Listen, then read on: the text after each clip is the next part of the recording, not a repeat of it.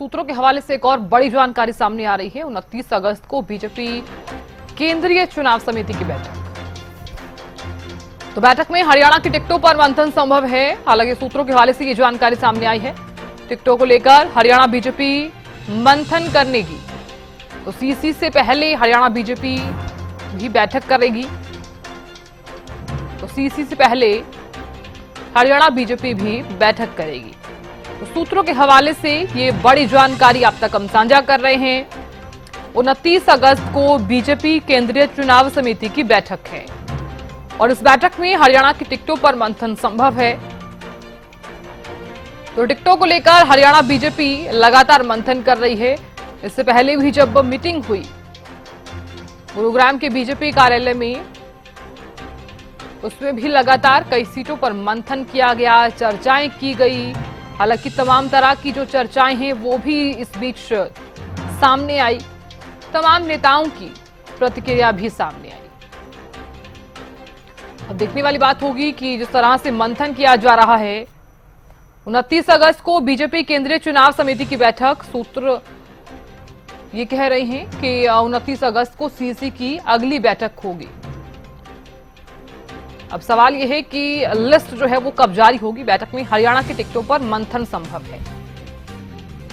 हरियाणा में पैनल को अंतिम रूप देने में बीजेपी में मंथन जारी। बीजेपी ने 90 विधानसभा सीटों पर पैनल तैयार कर लिए। अंतिम मोहर पर थोड़ा समय लग सकता है। इससे पहले गुरुग्राम में 2 दिन चली थी प्रदेश चुनाव समिति की बैठक और इस बैठक में 90 सीटों पर तैयार हुआ है उम्मीदवारों का पैनल। उम्मीदवारों पर बीजेपी की छोटी टोली भी मंथन कर चुकी है। विधायकों को परफॉर्मेंस के आधार पर टिकट देने की बात। स्थानीय चेहरों पर दांव लगाया जा सकता है। 2 से 3 मंत्रियों की टिकट पर भी तलवार लटकी है। बीजेपी की पहली लिस्ट में चुकाने वाले नाम भी सामने आ सकते हैं। शिवनाथ सिंह सैनी लाडवा से चुनाव लड़ सकते हैं। हालांकि सूत्रों के हवाले से यह जानकारी सामने आई है। बीजेपी केंद्रीय चुनाव समिति की एक बैठक 25 अगस्त को हुई थी। अब 29 अगस्त को बीजेपी केंद्रीय चुनाव समिति की बैठक। और चलिए बातचीत कर लेते हैं और विश्लेषण कर लेते हैं, क्योंकि देखिए सीसी की बैठक की बारी है और लगातार इस खबर पर भी हमारी नजर बनी हुई है। हमारे पॉलिटिकल एडिटर अमित तिवारी जुड़ गए हैं। अमित, देखिए सूत्रों के हवाले से ये जानकारी सामने आ रही है कि 29 अगस्त को बीजेपी केंद्रीय चुनाव समिति की बैठक हो सकती है। इससे पहले 25 अगस्त को बैठक हुई थी, उसमें भी लगातार हम बातचीत कर रहे थे कि कई सीटों पर मंथन हुआ, चर्चाएं हुई। किस तरह से ये बैठक को आप देख रहे हैं, क्योंकि 29 अगस्त को अगर बैठक होती है तो क्या माना जाए, लिस्ट जारी हो सकती है? निश्चित रूप से देखिए साधना, लगातार बैठकों का दौर तो चल ही रहा है, लेकिन केंद्रीय चुनाव समिति की भारतीय जनता पार्टी की पहली बैठक, उसमें जो जम्मू कश्मीर को लेकर डिस्कस हुआ और उसके बाद उन्होंने लिस्ट भी जारी कर दी। हालांकि बाद में एक अमेंडेड लिस्ट निकाली।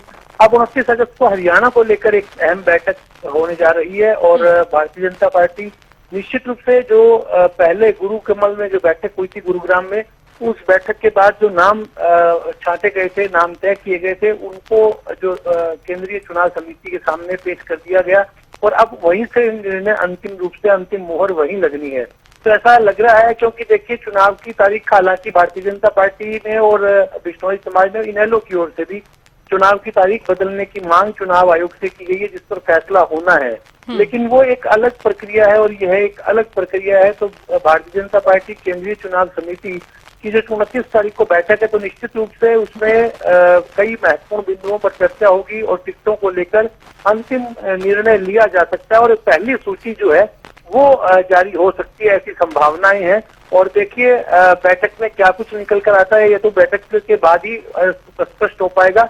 लेकिन ऐसा तय माना जा रहा है कि केंद्रीय चुनाव समिति काफी जो टिकटों का जो पहले चरण की सूची जो जारी की जाएगी, पहली सूची, उसमें काफी टिकटें जो है हरियाणा की जो अनाउंस कर दी जाएगी। जी बिल्कुल। देखिए अमित, चर्चाएं जो हैं वो लगातार ऐसी चल रही हैं कि कई लोगों की, चाहे कई जो मौजूदा विधायक हैं उनकी टिकट भी कट सकती है। ये चर्चाएं कांग्रेस में भी चल रही हैं। कांग्रेस के प्रदेश अध्यक्ष उदय भान की तरफ से भी ये कहा गया कि कई जो मौजूदा विधायक हैं उनकी टिकट कट सकती है। हालांकि इधर हम देख रहे हैं कि कांग्रेस की जो स्क्रीनिंग कमेटी की बैठक है वो भी लगातार जारी है। अगर भारतीय जनता पार्टी विधानसभा चुनावों को लेकर एक्टिव है तो दूसरी तरफ कांग्रेस भी लगातार एक्टिव मोड में नजर आ रही है।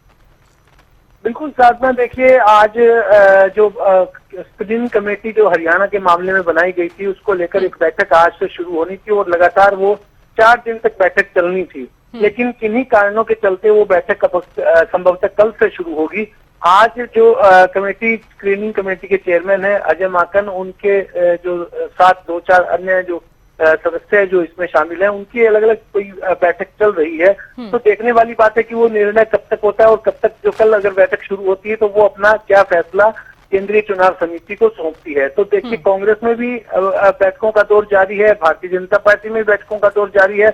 और देखिए सबसे महत्वपूर्ण बात, जो आपने टिकटों के कटने की, कई चेहरे बदलने की बात कही, तो भाजपा में भी ऐसी स्थिति है, कांग्रेस में भी है। क्योंकि देखिए चेहरों की एंटी इनकम्बेंसी हो जाती है, ऐसा कांग्रेस के प्रदेशाध्यक्ष उदय भान ने भी कहा है और भारतीय जनता पार्टी के प्रदेशाध्यक्ष भी लगातार इस बात को कहते रहे हैं कि काफी जो है 20 से लेकर 25 चेहरे जो है वो नए मैदान में दिखाई देंगे। तो कई बार चेहरे बदलने से एंटी इनकम्बेंसी को बदलने की कोशिश की जाती है। यही कोशिश भारतीय जनता पार्टी भी करेगी और यही कांग्रेस भी करने जा रही है। और देखिए जो कांग्रेस, भारतीय जनता पार्टी के कई जो मंत्रिमंडल में भी सरकार में शामिल रहे, उनकी टिकटें भी कटेंगी, ऐसे जो अनुमान लगाए जा रहे हैं। चर्चाएं हैं सियासी गलियारों में। देखने वाली बात है तो सूची के बाद स्पष्ट होगा किन किन चेहरे को, नए चेहरों को मौका मिलता है। भारतीय जनता पार्टी ने एक प्रयोग किया था लोकसभा चुनाव के दौरान भी, करीब 114 सीटें जो सीटों पर जो उम्मीदवार थे उनके चेहरे बदलने का काम किया था, मौजूदा सांसदों के टिकट काटे गए थे। भाजपा उसमें कितनी सफल हुई देखिए ये तो है, लेकिन एक एंटी इनकम्बेंसी होती है, उसे कम करने की कोशिश के तहत जो है उम्मीदवार की परफॉर्मेंस के आधार पर उनकी टिकटों को बदला जाता है। और इस बार भी जो एक बात सबसे महत्वपूर्ण है कि जो जिताऊ उम्मीदवार होगा उस पर भरोसा दोनों ही पार्टियां जताने का काम करेगी, चाहे वो कांग्रेस हो चाहे भाजपा। इसके लिए अगर मौजूदा विधायक की अगर नाराजगी है, उसकी किसी वजह से उसकी एंटी इनकम्बेंसी बन रही है, तो उसके निश्चित रूप से उसका टिकट कटेगा और नए चेहरे को मौका मिलेगा। और दोनों ही पार्टियां लगातार कह रही है कि युवाओं पर और खासतौर पर महिलाओं पर जो है वो फोकस किया जाएगा। तो देखने वाली बात है कि किन किन चेहरों के रूप में किन किन सीटों पर नए चेहरे मिलते हैं और क्या पुराने चेहरों पर भी विश्वास जताया जाएगा। तो ऐसी संभावनाएं भी लगातार चल रही है। और भारतीय जनता पार्टी ने देखिए पिछली बार 40 सीट जीती थी और 1 सीट भव्य विश्नोई की आई थी। उसके बाद देखिए जो उनके उम्मीदवार हारे थे, क्या अभी भी वे फील्ड में सक्रिय हैं उसी तरह से ही और उन्हें ही टिकटें दे दी जाएंगी या कोई नए चेहरों की तलाश की जाएगी। तो ऐसी कई बातें हैं जिनको लेकर पैनल जो है बनाए जा चुके हैं। भाजपा ने भी 2 से लेकर 4 तक नाम, 5 तक नाम ऐसे तय करके केंद्रीय चुनाव समिति के सामने भेजे हैं। कांग्रेस में आवेदकों का अंबार है, 2500 से ज्यादा जो है आवेदन आए हुए हैं। उनमें से उनकी छटनी हो रही है। स्क्रीनिंग कमेटी इस बात का एक निर्णय लेकर वो 2 से 4 का नाम जो है वो भेजेगी केंद्रीय चुनाव समिति के सामने। और अंतिम निर्णय देखिए भाजपा में भी और कांग्रेस में भी अंतिम निर्णय केंद्रीय चुनाव समिति ने ही लेना होगा। जी बिल्कुल, आपने सही कहा अमित, जो फाइनल जो फैसला है वो तो हाईकमान ही लेता है। और ये भी सही कहा क्योंकि राजनीतिक गलियारों में अक्सर चर्चाएं तो चलती रहती हैं। इधर कांग्रेस में भी इसी तरह की चर्चा चल रही है कि जिताऊ उम्मीदवार को इस बार मौका दिया जाएगा, उस पर भरोसा जताया जाएगा। तो वहीं भारतीय जनता पार्टी में भी इसी तरह की तमाम चर्चाएं चल रही है। जब मेरी सहयोगी अपराजिता श्री ने मोहनलाल बड़ौली जी से बात की, उनका भी यही कहना था कि हर एक नाम पर चर्चा तो की गई है, नाम सारे आगे दिए गए हैं, लेकिन कुछ परसेंट जो है चुकाने वाले नाम भी सामने आ सकते हैं।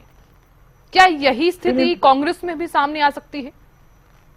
जी बिल्कुल, इसमें कोई दो राय नहीं है। हालांकि यह लगातार कहा जा रहा है कांग्रेस में भी कि कुछ सीटें जो है वो उनमें चेहरे बदले जाएंगे।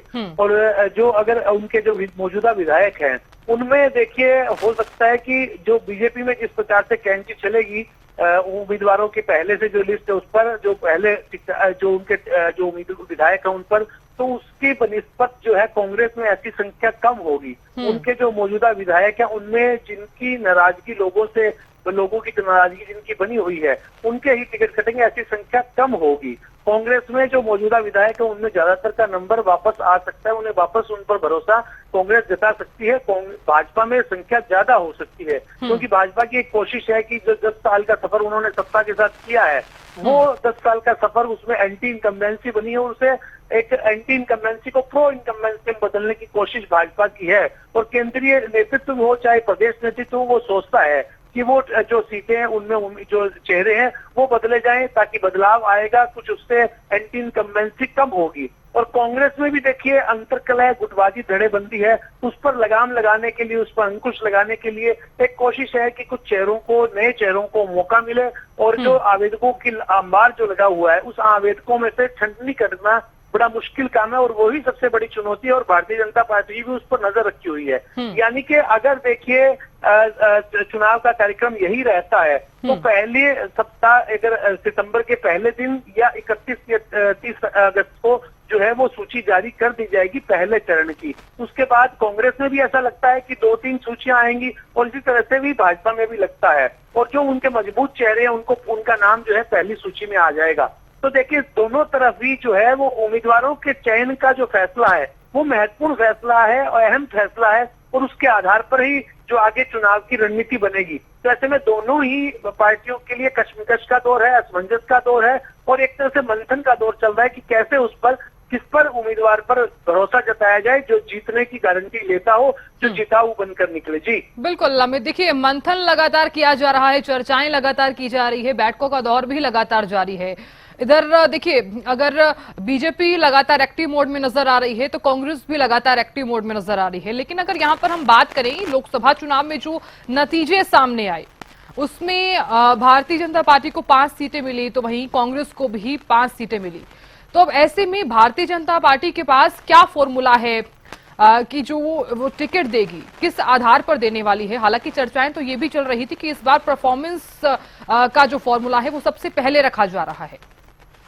बिल्कुल साधना, देखिए इसमें तो कोई दो राय नहीं कि जो लोकसभा के चुनाव परिणाम आए थे वो काफी हद तक टिकट वितरण के मामले में भी और जो आगे की रणनीति बनाने का आधार बनेंगे, चाहे वो कांग्रेस की बात करें या भाजपा की बात करें। लेकिन भाजपा के लिए सुखद स्थिति लोकसभा चुनाव के लिए भी मेरा मानना है कि वो उनकी हार में भी हार नहीं थी, क्योंकि भले ही वे 5 सीटें हार गए और बराबरी की टक्कर उनकी आ गई, लेकिन आप देखिए कि 44 सीटों पर भारतीय जनता पार्टी ने जीत दर्ज की विधानसभा की लोकसभा चुनाव के दौरान, और 42 सीटों पर जो है कांग्रेस आगे रही और 4 सीटों पर आम आदमी पार्टी ने बढ़त बनाई। तो ऐसे में कहा जा सकता है कि मुकाबला जो है वो बराबरी का रहा, टक्कर वाला रहा। तो कांग्रेस भी कहीं कमजोर नहीं पड़ी और भाजपा भी कहीं कमजोर नहीं पड़ी। वोट प्रतिशत के मामले में भी भाजपा को वोट प्रतिशत कम जरूर हुआ, लेकिन फिर भी वो कांग्रेस से ज्यादा रहा। तो कांग्रेस इस चुनाव परिणाम से इसलिए उत्साहित है क्योंकि उनकी झोली खाली थी। लोकसभा चुनाव में उनके 5 सांसद आ गए, और उन्होंने एक बड़ी कोशिश के तहत देखिए हरियाणा में बड़े बड़े जो धुरंधर थे उनकी टिकटें काटने का काम किया, नए चेहरे दिए, और एक कोशिश जो केंद्रीय चुनाव समिति ने की थी उसको जनता ने भी उसको अपनाया, और उन सांसदों जो चेहरों को अपनाया और उन पर भरोसा जताया, और इसलिए 5 उनकी सीटें जीती। तो इस बार जो है वो स्थिति जो विधानसभा चुनाव में भी ऐसी ही देखी जा सकती है कि वहां भी जो देखिए लड़ाई चलेगी जिस प्रकार की, उस अंतरकलह से निपटने के लिए, धड़ेबंदी से, गुटबाजी से निपटने के लिए कांग्रेस भी ऐसे चेहरों पर दाव लगाएगी जो जिताऊ हो, और उसके लिए कई मौजूदा विधायकों की टिकट भी काटनी पड़ सकती है। और एक रणनीति के लिहाज से भी एक मजबूत रणनीति के लिहाज से भी जरूरी हो जाता है कि ऐसा चेहरा होना चाहिए जिसकी मान्यता हो और उसे जो जिताऊ माना जा सके। कांग्रेस में भी भाजपा में भी ऐसी स्थिति है। भाजपा इसलिए अभी देखिए 10 साल के जो एक तरह से सरकार चलाई है तो उसको लेकर कुछ नाराजगी भी है, और कुछ उनकी नीतियां भी है जो उन्होंने लागू की, उस नीतियों को जन जन तक पहुंचाना है। तो ऐसे में चुनौतियां न केवल उम्मीदवार चयन को लेकर है, और साथ साथ देखिए अपने घोषणा पत्र को जनता तक पहुंचाना है, अपनी नीतियों को पहुंचाना है। तो ऐसे में दोनों ही दलों के सामने चुनौतियां भी है, और एक बिल्कुल अमित, देखिए आपने सही कहा क्योंकि दोनों ही दलों के सामने चुनौतियां भी हैं, और लगातार देखिए चर्चाएं और मंथन तो जारी है। अब देखने वाली बात होगी कि किस तरह से आगे की स्थिति रहती है। बहुत बहुत शुक्रिया विश्लेषण करने के लिए और बातचीत करने के लिए। देखिए कांग्रेस का टिकटों पर मंथन लगातार जारी है। हालांकि बैठक की चर्चा के बाद फाइनल हुए उम्मीदवारों पर पार्टी अध्यक्ष की मोहर लगेगी।